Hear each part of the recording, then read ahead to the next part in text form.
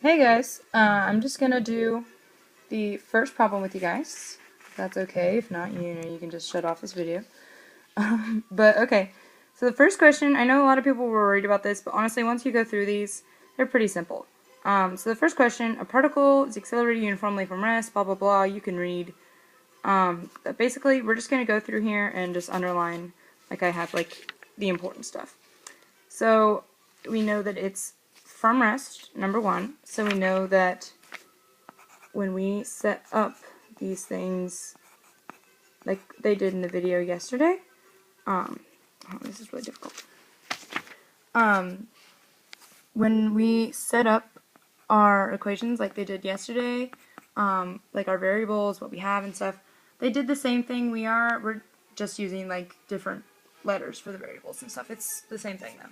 So we know that the initial velocity here is 0. And I apologize for my terrible handwriting. We also know that the time after 10 seconds.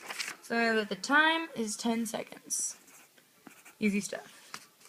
We know that so after 10 seconds, it achieved a speed of 15 meters per second. So we know that's our final velocity. 15 meters per second. So now what we're going to do, we know the variables we have. These are the ones we need. I'm just going to star those. And then we're going to use this equation. The original is this. Some intense music there. But we're going to switch around for acceleration. So it's going to look, hold on. It's going to look like this.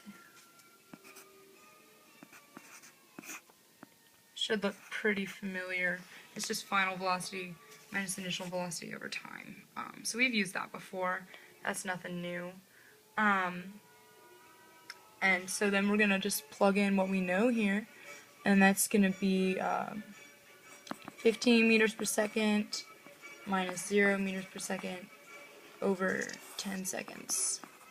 And that's just going to give us 1.5 meters per second squared because it's acceleration, so you gotta make sure you got that little thing there.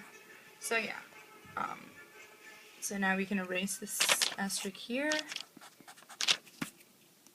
We know that's 1.5 meters per second squared. Okay, so now what we're trying to find is the displacement, and the equation we're going to use for that is on our paper. It's what it really looks like is this.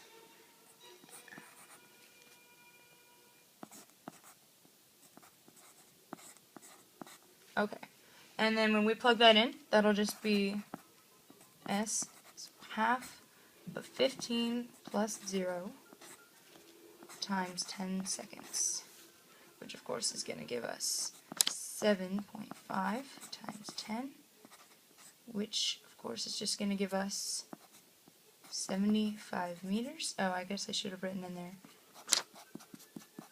This is meters because it's 7.5 meters per second. Seconds cancel out, blah blah blah. Leaving us with meters. 75 meters. So now we can just go back up here, erase that, and it'll be 75 meters.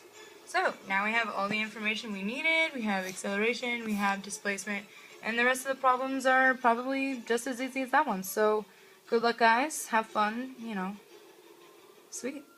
Success.